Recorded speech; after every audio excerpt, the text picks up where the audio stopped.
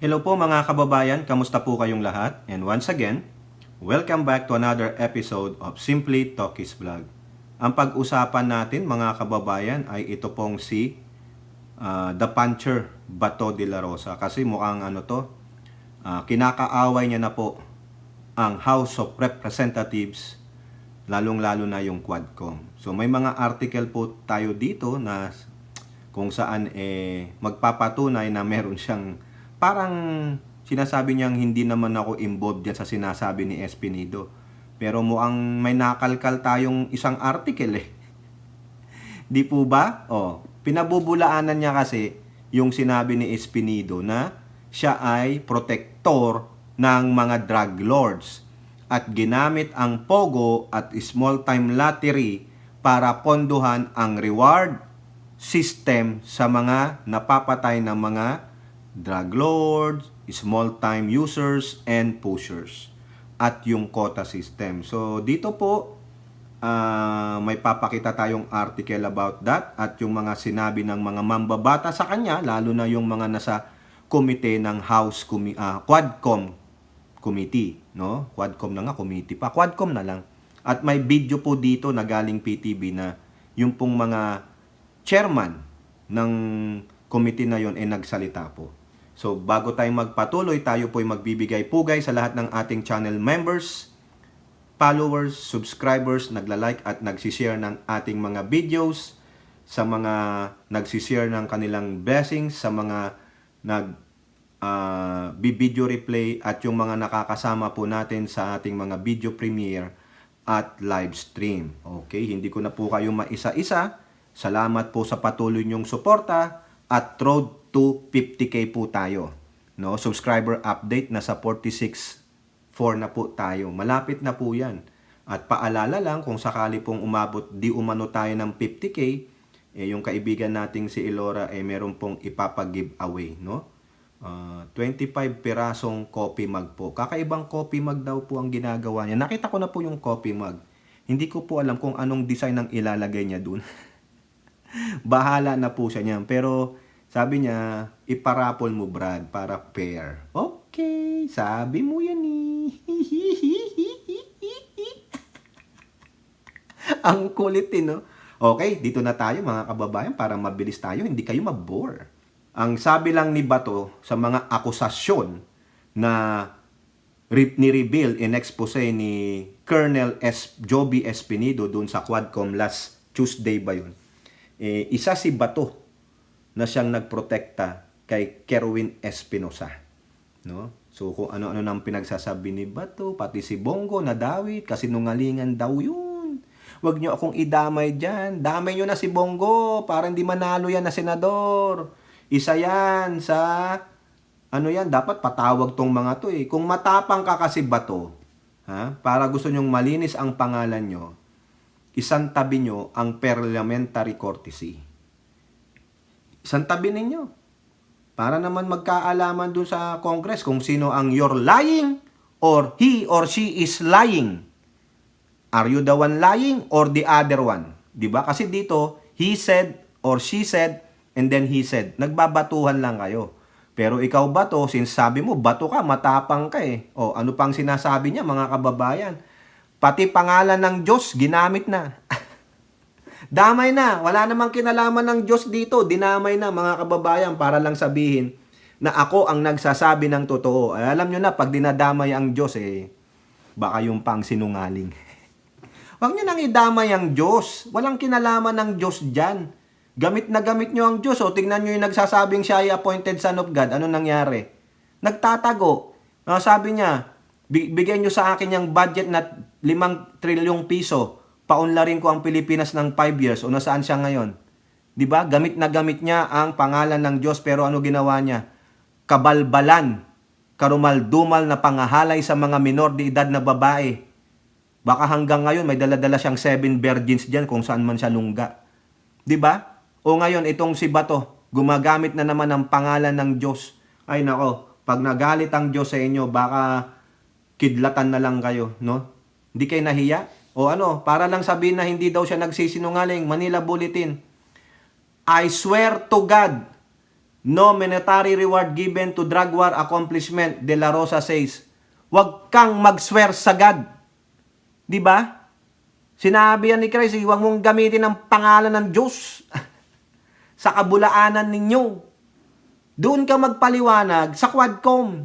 Sabihin mo, I will waive my right for parliamentary courtesy. I will attend kung patatawag nyo ako. Ganon. Hindi yung sinasabi mo dyan sa media na I swear to God. Ay alam na alam ko na yan pag nagganyan. Mas guilty pa yan. Ha? Oh, sabi niya, unang-una, I swear to God. Okay. Ginamit pa ang Diyos. Nakita nyo yan? Nagbabanal-banalan. I never give any monetary consideration, any monetary reward for any accomplishments na magagawa ng PNP. Lalo na yung sinasabi nila na kung sinong mapatay doon sa nasa narcolis ng Malacanang ay binibigyan natin ng premyo. Ha? O yan. I never do that at hindi ako nagsiset ng kota. Hindi ako nagsiset ng kota for accomplishments sa ating kapulisan. Ang sa akin lang, meron akong directorate for operations na nagmumonitor sa ng mga accomplishment. Hindi nga ikaw. Pero ikaw ang big boss ng mga pulis. Tanga! Naintindihan mo ba yung sinabi ni Espinido? Ha? Sinabi niya bang ikaw ang nagbibigay ng pera, ikaw mismo? Ang sabi niya, may reward system po. Hindi mo naintindihan Yan ang mahirap sa iyo, Bato Kuda ka ng kuda, hindi mo naintindihan yung sinabing statement. Ang sinabi ni Espinido, sabi niya, ikaw ang nagprotekta kay Kerwin. Ibinato nyo nga siya sa Osamis para mapatay na siya ng mga parahinog pero nagtagumpay pa rin siya Di ba? Tama mali mga kababayan. Hindi naman sinabi ni Espinido na ikaw mismo ang nagbibigay Ikaw na rin ang umamin May mga directorate for operations na di ba? Meron kang directorate. Di sila. Sila ang nagda-director ng operation sa'yo, ikaw ang command. Ikaw ang nagsasabi kung ano iuutos, ano gagawin. Pero hindi nagmumula sa'yo ang reward. Nagmumula nga ang reward, di ba, sa Pogo at STL. Bobo, nagswear ka pa sa Diyos. My God. Yung mismong tao nyo na, di ba? Anong-ano nyo nga si Espinido dati? Puring-puri ninyo dahil magaling Nasubaybayan ko po yan. Hanap ko nga si Espinido. Ba't wala si Espinido? Saan napunta? Yung pala, wala na. Di ba? Gago. Ano pa sabi niya? Scripted affidavit daw yun. Ha? Scripted daw, gawa-gawa nung sa Quadcom committee. Mamaya malalaman yung sasabihin ng mga chairman. Sinasabi niya, scripted para siraan sila. Ha? De La Rosa belied Espinito's claim that funds came in from Pogo, stating that his affidavit is clearly designed to merely connect it to the drug war and the so-called EGK during that time. Bakit hindi mo komprontahin ng Quadcom kung scripted, kung binubuli sila nung mga chairman? So, ibig sabihin si Benny Abante, si Paduano, si Fernandez at si Barbers, kinuaks nila si Espinido? Ganun ba yun? At yung sinasabi nila ang reward money daw nang gagaling sa Pogo, halata na yung affidavit ni Espinido talagang concocted, gawa-gawa, design, scripted para talagang i-connect yung problema sa Pogo, problema sa war on drugs, problema sa AJK. Patunayan mo ba to? Do you have a facts supporting yung sinasabi mo dito? Si Espinido, buhay na witness. Siya ang naka-witness siya ang inutusan kasi ninyo gago kayo O di ba? Kung 2016 pa, assign ko sa kanya, doon never pa man ma-heard ang pangalan na Pogo. Hindi pa niya yan sikat noon. Ako mismo, ignorante ako yung Pogo at that time. So bakit ngayon i-connect niya yan doon? Bahala ka, magpaliwanag ka. Diba? Doon ka magpaliwanag sa Quadcom. Ang ginagawa mo, ano yan yung media awa. Yan. Tingnan natin mga kababayan. Ha? Anong kinalaman ni Bato sa EJK? Ha? Diyan sa mga reward na yan. Tingnan nyo yung ulat ng ABS-CBN. Yung kay Chris Ulo, pinanonood ko yung replay niya, may pinilay siyang video na mismong si Bato ang nagsabi nito. Ako, hinanap ko sa article para isupport natin yung video ni Chris Ulo. Ayan August 26, 2016. De La Rosa, sorry for drug lord kill orders. Saka lang siya nag-sorry. Lumabas sa bibig niya. Oh, PNP chief. Nung PNP chief siya, 2016 to De La Rosa on Friday apologized for his earlier statement that urged the murder of drug peddlers. Yun. Sinusuportahan lang natin ng article yung video ni Chris Ulo. Ha? Oh, De La Rosa, a key official executing Rodrigo Duterte's order to stop drugs, said his emotions got the best of him after meeting the victims of drug use. Sinabi mo na Ayun na yung naibulalas mo. Ayun na yung nararamdaman mo. Maghiganti kayo, patayin ninyo. Ito sabi niya, on Thursday, De La Rosa called on drug users to kill traffickers and burn their homes as he seeks to maintain momentum in Duterte. Inuutusan niya. Sunugin daw yung mga traffickers at sunugin ang bahay nila. Patayin ninyo at sunugin ang bahay nila. Why don't you give them a visit? Pour gasoline on their homes and set this on fire to register your anger. Biruin mo, imbis na pahupain mo yung galit ng mga pamilya ng biktima ng mga drug abuse, ikaw pa ang nag-udyok sa kanila na gumawa ng mali. Tama-tama lang mga kababayan Di ba parang si butangerang si Minette na pusit? Di ba? Ano yung sabi ni butangerang pusit? Madam Chair, you allow her to make a snide comment against me. You have to allow me also to make a snide comment. Bawi-bawi lang. Naagrabyado po ako Ganon si Bato, inuudyukan niya. Sinabi mo to Bato noong 2016. Yan yung nilalaman ng damdamin mo. Hindi yan white lie o nadala ka lang ng emotion mo. PNP chief ka that time Di ba? Dapat ang PNP chief mag-a-advise ng tama. Sabihin nyo na lang, dapat sinabi mo, dalin nyo po sa korte. Kung may kinalaman man sila, idemanda nyo po. Humanap kayo ng mga taong tutulong sa inyo. Ang inyong PNP ay nasa likuran ninyo. Ganon ano sinabi mo? Why don't you give them a visit? Pour gasoline in their homes and set this on fire to register your anger. So what are you telling them? Di ba? Bumawi kayo sa ginawa sa pamilya nyo. Di ba? Kung baga, bato sa bato. Walang bato sa tinapay o tinapay sa bato, kundi kung ano yung pinukul sa inyo, ganun din ang ipukul ninyo. Kung ano ang ginawa sa inyo, ganun din ang gawin ninyo. Di ba? Tapos bigla kang, I'm sorry. No, di ba? Ala Gloria lang. Nadala ako ng emosyon ko. Ulul, nasabi mo na. So, ibig sabihin mga kababayan, tama si Espinido. Doon tayo kay Espinido. Dahil siya ang ginamit ng mga Duterte. Sabi pa niya dito, they're all enjoying your money. Money that destroy your brain. You know who the drug lords are. Would you like to kill them? Go ahead. Killing them is allowed because you are the victim. O tignan ninyo. Tamang-tama. This is the collaboration. Yung patunay, yung substantial evidence na binalita ng ABS doon sa video ni Chris Ulo. Kasi doon sabi niya, mapasisinungalingan mo ba ito? Boses mo to. Sa ABS-CBN, sinulat nila. Go ahead. Killing them is allowed. Is allowed because you are the victim. Di ba? Kung inanarit nyo ito doon sa sinasabi ni Espinido, therefore, he have the capacity and capability during that time. Di ba? Tama, mali. Hindi ko nasasabihin dito yung depensa ng mga kakampi nila. Pero you gave this statement Killing them is allowed because you are the victim. Ayun. Huwag nyo nang daanin sa hustisya ng korte, daanin nyo sa batas ninyo. Ano yun? Gumanti kayo. Dahil allowed naman daw. Ayun. Hindi ikaw ang gumawa, pero lumabas sa bibig mo. Ito pa, mga kababayan, para lang mapatunayan natin. Sabi niya sinungaling si Espinido Nautusan lang ng Kongreso, nung Quadcom, nila Abante, Fernandez, Paduano at Barbers. Ito, another one, June 27 lang, 2024. Article ulit ng ABS-CBN.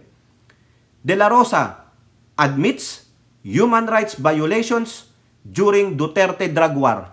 Inadmit niya May human rights violation. Ano ba yung pinag-aanuhan natin? Di ba? Extrajudicial killing? That's commensurate human rights violation. O tapos sasabihin mo, sinungaling si Espinido? Come on. Huwag na nating basahin yan. Sinasabi lang natin na may mga ebidensya. Nagmula pa sa bibig mo. O, di ba?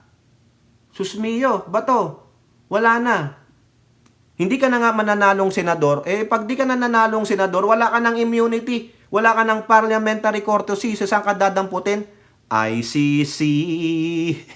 I'll see you in ICC. Iiyak yan. Oo. Iiyak siya. Elora, iiyak siya. Tutulungan mo ba siya, Elora? Ipagdadasal mo ba si Bato? Ako ipagdadasal ko siya. Sabihin ko, sana, Lord, magkaroon po ng hustisya ang mga biniktima ng mga anak ni demonyong ito. Kayo na po ang bahala sa mga pamilya ng biktima ng karahasan ng anak ng demonyo. Ganun lang yan. Naghari-hari kayo, akala nyo forever kayong nasa power. Tandaan ninyo, you only have 6 years. Yan ang hindi nyo naintindihan, mga bugok. Pero ang gustong-gusto nyo, i-overthrow nyo ang Pangulong Marcos. So, si butangerang siminet na pusit ay maghari-harian pa ng more than 6 years? No way. You have to pay for your crimes. Ika nga nila, the old adage, if you cannot do the time, do not do the crime. Aso ka kasi ni Digong. Di ba sabi ni Akop yan, ikaw ay K9 ni Digong. Oh, general yun. Senior mo yun sa PMA. Di ba? Si Congressman Akop. Nung nilabas ni Congressman Akop yun, anong ginawa mo? Hindi po yun ikaw, sir. Kasi, pag binira mo pa si General Akop, si Congressman Akop, yari ka sa mga seniors mong mga kamista mo na mga general o mga officers or flag officers. Kaya, tiklop ka kay Congressman General Akop. Mas matalino naman sa'yo yung general na yon, di ba, Sir Akop? Hindi po sa sumisip-sip ako kay Congressman Akop. May pinatunayan naman na. Ikaw ba to? Ano napatunayan mo? Matatapos na ang termino mo. Anong batas ang naipasa mo? Binito pa ng Pangulo kasi hindi ka marunong magsulat ng batas. Di ba? Ngayon, mga kababayan, bago natin puntahan yung video, isusupplement natin tong mga article na to para naman maniwala kayo. Ha? Si Bato lang lahat ito sa Quadcom kasi binibira niya po ang Quadcom Gusto niya sirain yung credibility ng mga witness ng Quadcom committee. Sabihin na ito ay gawa-gawa ng Quadcom. Binayaran ito ng Quadcom. Baka may pinangako kay Espinido o sa mga witnesses. Di ba? Ngayon, anong sabi ni Barbers? Abante. Pumunta ka kasi sa hearing. Barbers, abante, brush off De La Rosa's tirades on Quadcom. Ayan, buti nga sa'yo. Sige, harapin mo kasi ito. Bakit ba to takot na takot ka? Ibig sabi mo, di ba, Mindanawan ka? Matatapang ang Mindanawan Walang kinakatakutan Ano ba tribo mo sa Mindanao? Di ba taga Davao City ka? Matapang kayong mga taga Davao City. Ang dami nyo nga, nagpi-people power nga kayo sa Liwasang Bonifacio Di ba matatapang kayong taga Davao City? Nasa natapang mo? Ito lang dalawa, hindi mo maharap. Takot ka? Di ba? Chairman, dami, men. Of the House Quad Committee, merely brush off Senator Bato de la Rosa's claim that the special four-way panel recruited witness, nirecruit daw si Colonel Espinido, as a way to tarnish the previous Duterte administration war on drugs. Ito po ang sabi ni Ace Barbers. Siya yung lead chairman said they have no idea about witnesses who are willing to testify. Actually, witness po ni Representative Abante si Espinido sa kayong isa. Sabi nga ni Abante nung last yan, I will request immunity dito sa dalawang ito. May immunity po yung dalawa, lalo na si Colonel Espinido. Masakit man yung sinabi ni Colonel Espinido sa buong kapulisan na ang pulis ang malaking crime syndicate, masakit po yan, natanggapin. Kasi nagsalita na yung spokesperson ng PMP na si Colonel Jim Fajardo Nasasaktan sila. Pero, hindi nyo po maaalis yan na sabihin ng kabaro ninyo at ng mga ordinaryong Pilipino. Kasi, karamihan na gumagawa ng krimen ay mga nasahanay ninyo. Tapos, takip mata lang kayo. Di ba? Si Espinido, accomplished police, pero ginawan ng issue ng Duterte. Magaling na police. Gusto lang gumawa ng tama. Pero talagang may mga suwail kayong mga miyembro. Hindi naman po lahat kayo. Yung sinasabi ni Colonel Jim Fajardo na hindi naman po lahat, correct ka naman. Pero sa isang tiklis ng kamatis na may nag-iisang bulok at hindi nyo tinanggal, lahat kayo madadamay na mga malilinis. Sorry naman po, Colonel Jim Fajardo. Sorry sa mga matitinong pulis, pero damay po kayo. Kung gusto nyong gumanda ang hanay ninyo at ang pagtingin ng tao sa inyo, walisin nyo ang mga tiwali. Kasi yung iba sa inyo nagmo-moonlighting eh. Moonlighting. Ha? Nagbabodyguard. Pagtapos na ang duty, magbabodyguard sa mga kilalang mga ano. Ha? O, kung ano man yung binabodyguard nila. Nag-i-escort sila. Nagiging hitman sila. Pag nalaman, pulis ko to ha. Ano nangyari dito? Yung pala, may side bet sila. Even though hindi nyo nasakop yung side bet nila, pero pag gumawa sila ng mali, madadamay kayo. Di ba? Tama, mali. Oh, dito, ano sabi ni Barbers? Naano ako sa iyo ba to ha? Nauuhaw ako. As long as they have a sworn statement, they can present and duly notarize a statement. We evaluate their value before we accept them as witness. O, gano'n naman pala ba to eh? Ibig sabihin mga kababayan, itong mga nasa lower house, sa kung anumang committee gagawa sila ng hearing, they are betting. Binibet nila maigi. Ibig sabihin, inu-scrutinize nila yung mga witnesses and yung mga sworn statement. Hindi po sila coax. May mga lawyer yan. Tingnan nyo nga si Espinido, may kasama siyang lawyer. Hindi sila pinilit. Kusa silang lumapit. O, hindi tulad mo ba to? Hindi mo maigi binet si Morales na isa palang liar. 'Di ba? Kinasuhan ng perjury sa Pampanga Regional Trial Court. O ano ka? 'Di ba? Binibet nila. Ang ibig sabihin niyan. Sa madaling salita, binibet namin. We evaluate their value before we accept them as witnesses. Ito pa sabi ni Barbers, we don't want the quad to be used by anyone who has personal or political motives in their willingness to testify. Si Bato iba eh. Political motives eh. Biruin mo, tirahin si FL Lisa saka si PBBM. Di ba political yan? Wala naman silang napatunayan. Moro-moro, kaya pinatigil na ni Chis Escudero. Congrats. Di ba? Hindi mo gayahin yung attitude ng mga ito, tatalino, para pulido, walang sa atin. Kailangan malaman natin kung legit ba to, wala ba tong personal interest o maninira lang. Punta naman tayo kay Representative Benny Abante. Said it will be better if Bato will just honor the invites previously sent to him by house. Duduwag-duwag eh. Para ka rin si Sare. Nangangati dila ako, masakit na to. Nangangati pa dila. No? Kamutin ko muna. Di ba? Para ka lang yung sinabi nung akbayan na representative, yung party list ba yun? Yung babae kanina?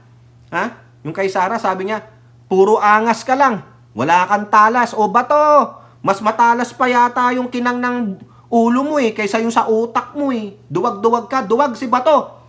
Bato ay duwag. Duwag si Bato. Ipagsisigawan ko talaga. Ha? Para marinig nila dito. Senator Bato, duwag! Yan narinig ninyo. Okay?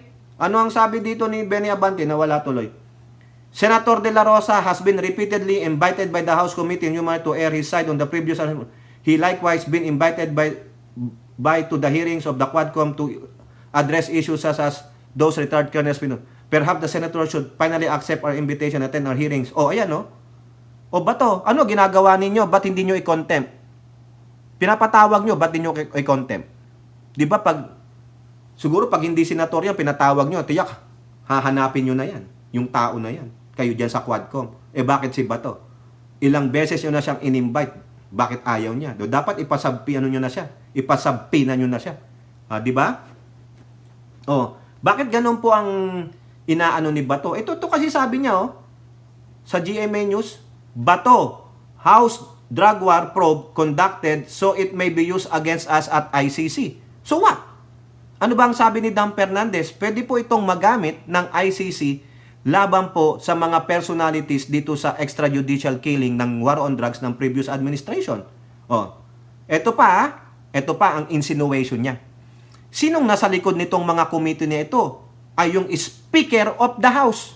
'Di ba? Tahasan niyang inakusahan si Speaker. Mamaya may sasabihin yung mga chairman. Alam ko, this is the same person na nagkumbinsi sa mga opisyal na gustong bumaliktad, mag-execute ng affidavit laban sa amin ni Duterte para sa ICC. I am expecting na itong ginagawa ng Quad na investigasyon ay pwede nila itong gamitin laban sa amin doon sa ICC. O di maghanda ka na. Magbalot-balot ka na. Maganda daw ang kwarto doon. Ito pa ang sabi niya kay Espinido, bumaliktad daw. Kasi na-recruit siya. I don't know kung anong laman ng recruitment niya. Hindi naman yan basta-basta humarap doon kasi kung walang mag-recruit sa kanya, walang nagkumbinsi, halata naman. Ayan, inaakusahan na po kayo, House of Representatives dyan sa Quadcom at ikaw, Speaker Martin, ikaw daw ang may pakana niyan para magamit sa ICC at meron kayong paayuda kay Colonel Espinido. Yan sabi yan ni Bato, mga kababayan. Ito, panorin natin sa PTV. Ano po ang sasabihin ng mga chairman dyan sa Quadcom na yan? Ito po, PTV. Pumalag ang ilang kongresista sa alegasyon na mayroong nag-utos para buuin ang 4 na komite sa Kamara na nag-iimbestiga sa war on drugs, extrajudicial killings at pogo operations noong panahon ng administrasyon ni dating Pangulong Rodrigo Duterte. Yan ang ulat ni Noel Talakay. Walang sino man nag-impluwensya o nag-utos para buuin ang House Quad Committee. Ito ang nilinaw ng mga kongresistang sina Robert Ace Barbers at Dan Fernandez. Sabi nila, hindi lang 4 na komite ang nagdesisyon nito. Unang inilatag sa plenaryo, pinagdebatehan hanggang nagkasundo ang mga miyembro ng mababang kapulungan. Kung i-accuse nila si Speaker na binuo namin to or nangyari to dahil sa utos ng Speaker, that is so unfair. And ako mismo, hindi ako papayag na gamitin ako para sa isang political agenda. After all, I'm not running for any higher position or sa national, but hindi naman to makaka-apekto sa amin. That's the reason why nang binabanggit na may politika, tapos may utos si Speaker. Ako, alam mo, 300 plus kami mga congressmen doon and they can never dictate on us. Kasi nga, merong commonality among 4 major committees ng House, kaya we decided na mag-form na lang ng isang malaking committee at ipatuloy yung mga investigation na ginagawa nitong 4 na committee nito. Ito ang depensa ni Barbers at Fernandez sa mga bumabatikos sa pagdinig ng House Quad Committee kaugnay sa extrajudicial killings na may kinalaman sa war on drugs noong nakaraang administrasyon at illegal pogo operations. Isa sa naging mainit na panauhin ng komite ay si Police Lieutenant Colonel Jovi Espinido, dating hepe ng Aguera Leyte PNP noong Duterte administration. Ibinulgar niya ang quota at reward system sa war on illegal drug operations na itinanggi ni Senador Ronald De La Rosa. Nung una, I swear to God, I never give any monetary consideration, any monetary reward for any accomplishment na magagawa ng PNP. At yung kanyang pagsisinungaling ay tama na yan sa package na yan doon sa kanyang pagbaliktad. Yung ang dami niyang allegation na napaka-sinungaling ginagamit pa naman niya yung Biblia para magsalita. Tapos puro kasinungalingan yung pinagsasabi. Nanindigan din si De La Rosa na hindi siya sisipot sa pagdinig. No, I maintain that I don't want to be the precedence in violating the interparliamentary courtesy of both houses of Congress. Nasa kanila yon, kung gusto nilang umattend, at nasa kanila rin kung ayaw din nilang umattend, and we will respect that. Whatever their decisions will be, dun sa aming invitation ay i-respetuhin namin. Sinabi rin ni Barbers na walang game plan ang komite at hindi rin ito scripted para sirain ang mga Duterte o kahit sinong mga malalaki at kilalang personalidad sa politika. You can criticize the way we handle the hearings of this Quadcom. If you feel your rights are being trampled upon or anyone's right are being trampled upon, they can question. Basta kami, as far as we know, we will do our best to be able to ferret out the truth. Yung truth lang naman ang hanap namin dyan. Martes sa susunod na linggo, itutuloy ang pagdinig ng Quad House Committee at posible ang mga bagong resource persons. Noel Talakay para sa Pambansang TV sa Bagong Pilipinas.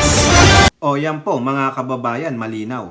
No? Pinabubulaanan ni Mr. The Puncher na sinabi niya pang sinungaling si Espinido, gumagamit ng Biblia. Ay ikaw nga gumamit ng pangalan ng Diyos eh.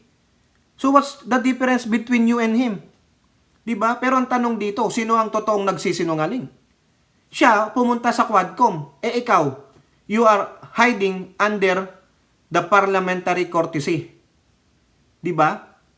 Kung talagang gusto mong patunayan na wala kang kinalaman at pabulaanan yung sinasabi ni Espinido, i-waive mo ang parliamentary courtesy. Wala ka eh. Duwag ka naman pala bato eh. No? Wala ka pala eh. Puro angas ka lang. Wala kang talas bato. Duwag si bato. Duwag! O, di ba? Sinabi ko na. O, eto pa. Ano ang sabi ng isang mambabatas? O, Libanan throws Bible at De La Rosa. Be honest to God. O kaya pala siguro sinabi ni Bato De La Rosa na I swear to God. O, sino po ba ito? Ha? House Minority Leader. O ba, ang dami namang minority leader. E paano si Castro? For Peace Party List Representative Marcelino Libanan has advised Senator Rod. O, si Libanan nga yun. Nabasa ko na pala. Bato de la Rosa to come clean and be honest to God about his role in the previous Duterte administration bloody war on drugs. Senator de la Rosa, ang hinihingi namin dito ay simple lang. Maging tapat tayo sa taong bayan at sa Diyos. O tama naman. Ha? The truth has a way of coming out no matter how much we try to hide it. It is better to face it now with honesty. Correct. Paano ba to? Pag napatunayan talaga ito, na isa ka pala sa mga actors nito ng bloody war on drug ni Digong. Sasabihin mo pa, I swear to God? Uy, gago. Baka sampalin ka ng Diyos pag humarap ka sa Kanya. Ha? O, di ba? O, kasi itong si Libanan pala, dating seminaryo. O, okay, good job for you. Tama na yon. Ang sabi niya, kumbaga, walang baho na hindi umaalingasaw bato. So par ngayon talagang alingasaw ka na eh. No? Huwag ka nang mag-file ng COC, magsasayang ka lang ng pera at oras at pagod. Hindi ka na mananalong senador. Huwag niyong iboto yan. Wala pong gagawin yan, magtatago lang yan sa saya ng parliamentary courtesy sa Senado. Dapat siyang humarap, parang si Kibuloy. Kung si Jose Marichan lalabas na sa September, si Kibuloy nandoon nagtatago. Kung yung tunay na anak ng Diyos na si Jesucristo ay umangat papuntang langit, si Kibuloy pumunta dun sa ilalim ng lupa, baon nyo na siya dyan, tabunan nyo na yan. Ewan ko lang kung hindi magkukumahog lumabas ang mga yan, mababaon sila ng buhay. O, di ba? O kayo po, ano pong inyong masasabi? Comment down below and don't forget to like and share. Hope to see you in the next videos. Bye-bye. God bless.